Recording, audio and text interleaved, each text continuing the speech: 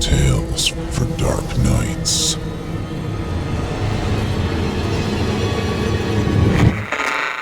Want to make sure you never miss a Chilling Tales for Dark Nights video again? Be sure to subscribe and hit that bell to turn on notifications.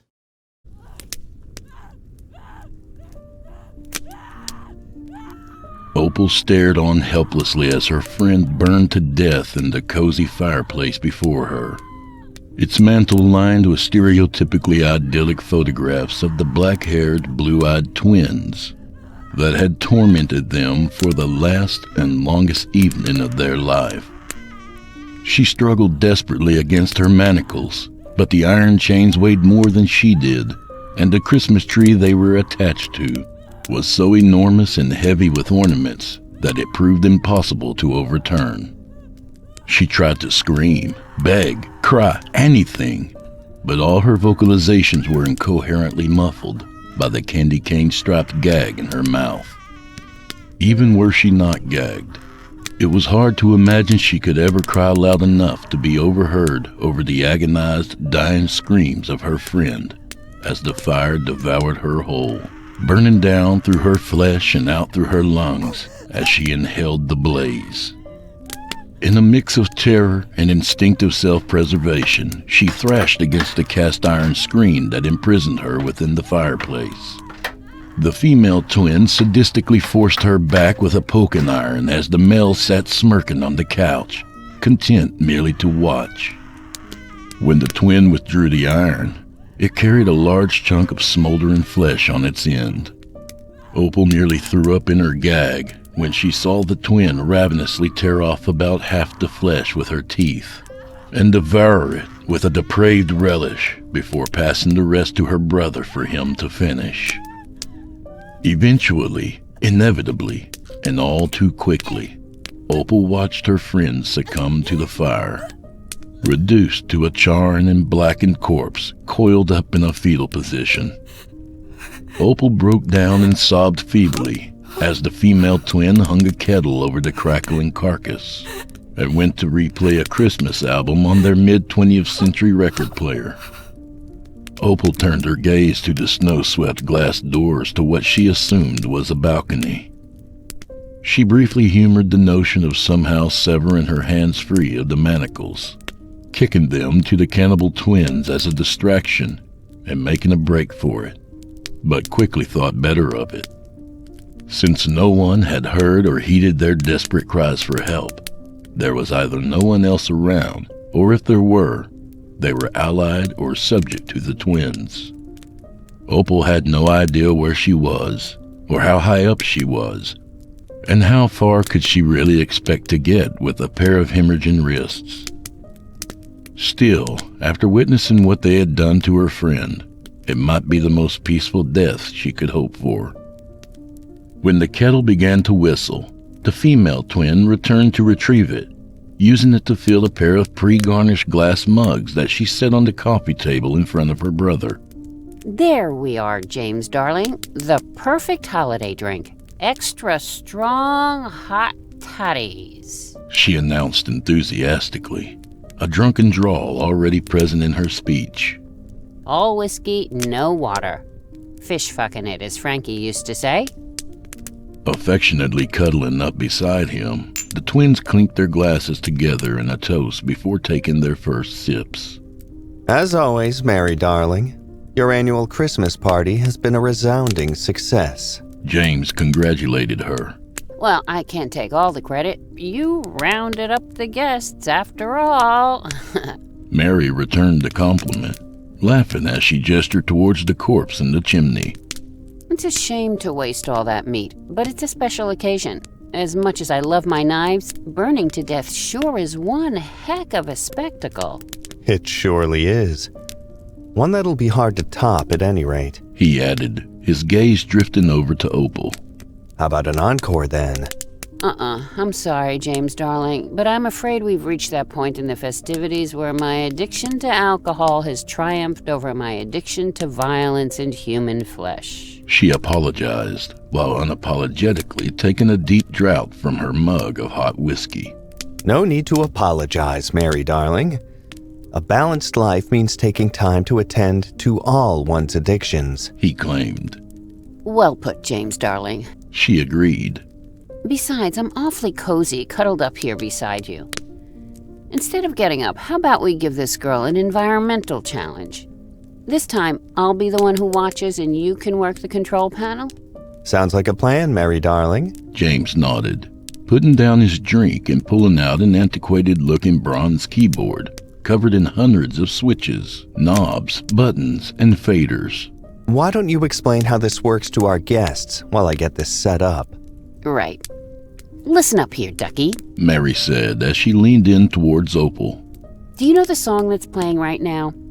It's Baby It's Cold Outside. Now, I'm a bit of a shut-in, but I've heard that this song is a bit controversial these days. I don't know if it's just because I'm old-fashioned or because I'm rather predatory myself, but this is one of my favorite Christmas songs. It's also highly appropriate, since you're going to have to choose between braving the winter cold or staying inside with a dangerously depraved miscreant and her brother, who honestly isn't any better. He's just a bit more practiced in the social graces than I am. The choice might seem obvious at first, but you need to understand a little bit about where you are, though. You're inside our playroom, and we control everything in here. Everything. We can control it through sheer will when necessary, but my brother here has a bit of a knack for paratech and can make mechatronic controls that make the whole process much quicker and more precise. And outside the residence is still inside our playroom. So the choice isn't really between us and the cold. It's between the cold we control and taking us head on. You may not care for your odds in a fight with us, but keep in mind we do have one rather glaring Achilles heel. We're horrible drunks. I don't think that's an entirely fair assessment, Mary darling. I've always considered you a perfectly lovely drunk. James interjected. Oh. Mary cooed. Well, whatever kind of drunk I am a drunk, and frankly, this pint of whiskey is going to my head faster than I expected. I'm likely to be nodding off momentarily, Ducky, so you'd honestly just have to slit my throat in my sleep to get past me. That is, if my brother wasn't sitting right here to protect me. Of the two of us, he's always been the more functional alcoholic. I certainly feel safe with him here, but the choice is yours. Opal's manacles suddenly unlocked and clattered to the hardwood floor below. Wide-eyed, she looked towards her tormentors for any sign of what they intended to do next. Mary just took another long sip of whiskey, while James smirked at her with his finger hovering over a button on his control panel. It wasn't necessarily a rational decision, but facing the winter cold in only the tattered remnants of her clothes seemed like a safer option than just trying to get past the Darling twins and out their front door. Limping as quickly as she could, she bolted to the glass doors and out onto the balcony. She saw that she was several stories off the ground, and the landscape all around her was covered in freshly fallen snow. The air was cold but still, with fluffy snowflakes gently wafting downwards. This was odd since the sky was crystal clear and abundant with twinkling stars. Opal had no formal knowledge of astronomy and had not spent much time staring up at the night sky, but she could still tell at once that the stars were wrong. They were too bright, too regularly spaced, and were moving too quickly. Turning her attention back to the more prosaic matter of the ground, she saw that there was a snow-covered but plowed road leading straight ahead to the coniferous tree line and the lights of human habitation. It was the only sign of civilization she could see, and so she had little choice but to make for it. Looking over the edge of the balcony, she saw that a snowbank of soft and fluffy fresh snow had piled up directly underneath her. Maybe, just maybe, it would be enough to break her fall. She took one final look behind her and saw that the Darlings were still sitting on the couch. Mary had already polished off her pint of whiskey and had unsurprisingly lost consciousness. Her head rested upon her brother's shoulder as she snored loudly. James, on the other hand, was still wide awake. His eyes were trained on her like a cat watching a mouse, just waiting for her to run so that the chase could begin. Opal leaped off the balcony's edge and into the snow below without a second thought. She screamed as she was enveloped by the frigidly cold snow, but it successfully slowed her descent enough that her fall left her unharmed. Frantically, she tried to dig herself out before she suffocated, but the fluffy snow was so light that she was never in any danger of that. Within seconds, she was free, the plowed road and the possibility of escape laid out before her. Tearing the gag from her mouth and letting out hours' worth of screams built up all at once, she burst out into a sprint and raced to the village on the edge of the horizon. She ran as much as to keep warm as she did to escape from the Darlings, hoping that she could stave off frostbite long enough to get to some sort of shelter. She could already feel her toes starting to numb as they slammed against the packed snow beneath her. She could barely go more than a few seconds without checking to see if James was in pursuit, but she was otherwise mostly heedless of her surroundings. It took her a moment to notice that the street lamps that lined the road appeared to be made of ice, and that their lights were paradoxically brightly burning flames. Further up the road, she spotted what looked like humanoid figures lining its edges. Her first thought was, of course, that they were people, but almost immediately realized that that couldn't be true. They were all completely white as the snow around them. And so her next assumption was that they were snow or ice sculptures, or perhaps more permanent statues with a dusting of snow. She didn't dare to slow down to get a better look as she passed them, but she at least got close enough to see that they were made from ice, or rather, they had a veneer of ice. In the flickering light of the overhead fire, Opal could just faintly make out the distorted forms of hopefully dead bodies trapped inside. All of them were posed in a tableau of either Christmas or winter activities, from caroling to sledding to snowball fights. Opal didn't hesitate to pick up her pace and leave the ghoulish statues behind her, lest she share in their morbid fate. She was perhaps too reckless in her flight, as she finally lost her footing on the slippery snow and fell to the ground. The fall winded her, and the snow seemed to have gained an unnatural capacity for sucking the heat from her body. Shivering, she tried to right herself, but with every attempt, she just fell back down. The ground, which had moments before been packed with snow, was now pristine and virtually frictionless ice that proved impossible to stand on. Looking backwards towards the apartment building, she panicked at the sight of James skating towards her in a coat and toque. He deliberately held his hands behind his back so that she couldn't see what sort of weapon he was armed with. Abandoning any effort to get on her feet again, she instead began to drag herself across the road to the steep snowbanks that delineated it from the snowy landscape beyond. James would have to either chase her in his skates or his socks, giving her at least a chance of outrunning him. Sorry, dear, but a laborious chase through the snow is a bit cliché for my tastes, James shouted after her.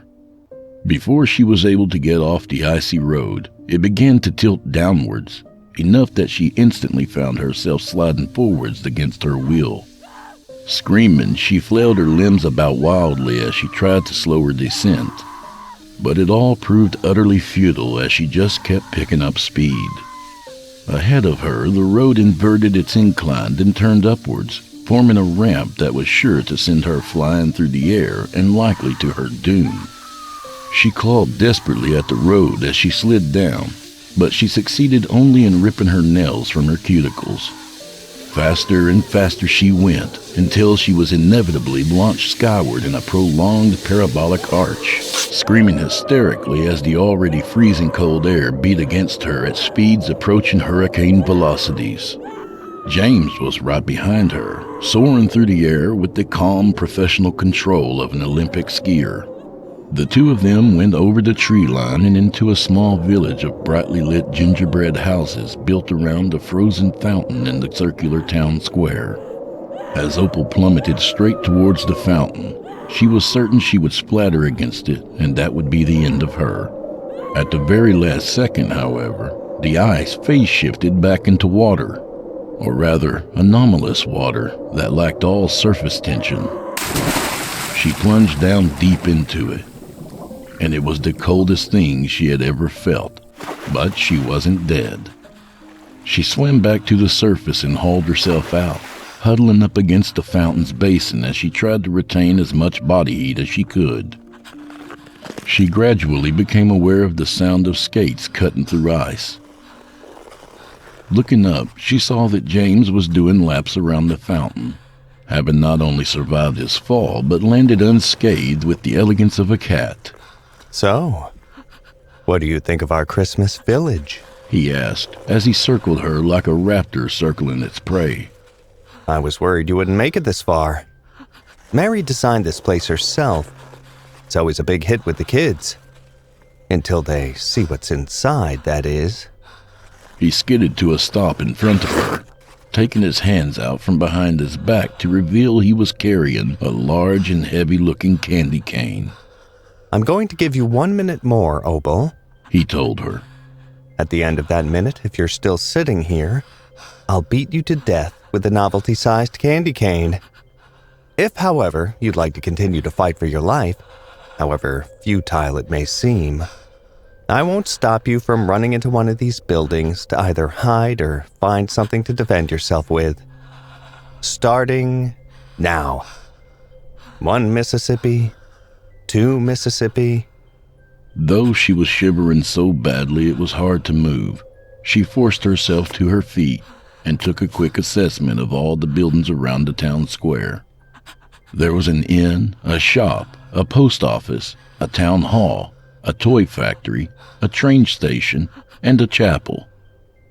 The inn seemed the most likely to hold kitchen utensils, and the toy factory to have tools, both of which she could make into improvised weapons. The chapel, however, had a steeple, and she got the feeling that gravity might prove to be the best weapon she could defend herself with. If she could get herself into a defensible position, a well-timed and well-placed kick could be enough to send James tumbling down a flight of stairs or over the belfry. Grabbing hold of the fountain to steady herself, Opal hoisted herself back to her feet and took care to slide rather than walk over the frictionless ice toward the chapel. As James continued to count, she made her way up the steps as quickly as she could and pushed the gingerbread doors open as hard as possible. And when they swung open, she screamed. The inside was not made of candy and gingerbread, but was rather just an old church in a dangerous state of decay. Out of every crack and crevice seeped a caustic black fluid that flowed as slowly as molasses in January. It crept upwards along surfaces, against gravity, with great gelatinous blobs of the substance budding off and slowly rising upwards like wax in a lava lamp. It all collected upon the ceiling, where it formed into a mosaic of gauntly skeletal faces, jaws all held agape in silent screams to reveal multiple rows of rotten and malformed teeth. Their misplaced and supernumerary eyes and nostrils were nothing but abysmally cavernous voids, their hypercephalic craniums all bulging near to the point of bursting.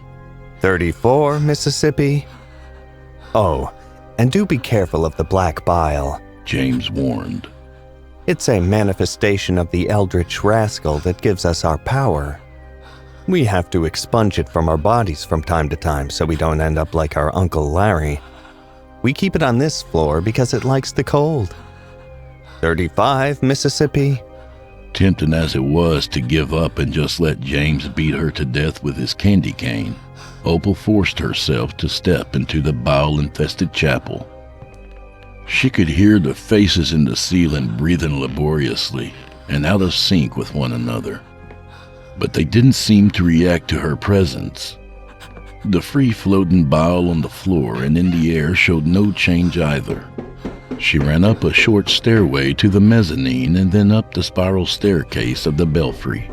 The staircase twisted around and around and climbed higher and higher, far higher than should have been possible. The higher she went, the more abundant the black bile became. She couldn't avoid stepping in it, and it clung to her feet and slowed her ascent. She couldn't avoid touching it, and she felt a dull, slow burn gnawing away at every inch of contaminated skin. She swatted the airborne blobs away as best she could, but some were so small she was sure she hadn't avoided inhaling them. She climbed for what felt like hundreds of steps, and peering down over the railing only confirmed that the tower was far taller now than it had been when she started. She braced herself up against the railing and began to weep, only moving again once she heard the sound of encroaching footsteps coming from below. Eventually, she reached the top of what she feared might be an infinite staircase and emerged out into the belfry. The tower now rose many stories above the ground, and she had no difficulty spotting the apartment building she had fled from in the distance. But that was all she could see. Other than that building, the Christmas village and the road between them, there was nothing but endless miles of pristinely white snow. Even if she somehow evaded James and his sister, and the black bile, and whatever other monstrosities inhabited this strange and nightmarish otherworld, there was no escape. If her death was unavoidable, she thought it would be better to jump and deny James the satisfaction of the kill. Still, it wasn't an easy thing to do. She hesitated, and that hesitation cost her the only chance she had in the matter. 60, Mississippi. She reflexively spun around to see that James had silently caught up to her. Before she could react, he struck her across the face with his cane, delivering enough force to knock her over the belfry's railing. She plummeted down towards the hard, icy ground, and this time, there was nothing to break her fall. Back in the penthouse of their residence, James stood at the window smoking a cigarette as he admired his latest trophy. Morning, James, darling. Mary yawned as she made her morning beeline from their bedroom to their bar. As always, she was none the worse for wear after her consumption of a normally fatal amount of alcohol, and ready for more. Are you all right with eggnog eye-openers for our morning cocktails? After last night, I'm still very much in the Christmas spirit, Mary darling. He agreed. Well, sorry I passed out early. If I had paced myself with that hot toddy, I could have stayed up a bit longer. I don't know what came over me. I'm usually Mrs. Self-Control. She laughed as she took a swig from the liquor bottle before mixing the drinks. So after you put me to bed, you went running out after our last victim, right? I thought we were just going to let the cold finish her off. I got an idea for what I wanted to do with the body, and I didn't want her losing any digits to frostbite before I could get to her, James explained. You know, if I were the jealous type, which I am, I might be a bit miffed that you went chasing after some stray harlot on your own. She reprimanded him. What exactly did you get up to last night? Come see for yourself, James invited, waving her over to the window. With their cocktails in hand, Mary sauntered over to her brother's side and peered out the window with cautious optimism. Outside, James had contracted the road so that the Christmas village was easily seen from their penthouse, and on top of the fountain stood Opal, encased in ice. He had poised her as a figure skater, standing on one leg with her arms outstretched for balance. Her frozen corpse reduced to a garden decoration to spruce up her killer's estate. James, darling, I love it. Mary swooned. She's the perfect centerpiece for the Christmas village, and I can't imagine a more fitting fate. We told her it was cold outside, but she didn't listen. If only she'd known the exit to the playroom is out in the front lobby. Merry Christmas, Mary darling, James wished. taking his cocktail in one hand and putting the other around her waist. Merry Christmas, James, darling. Mary wished, kissing him fondly before taking her first sip of eggnog.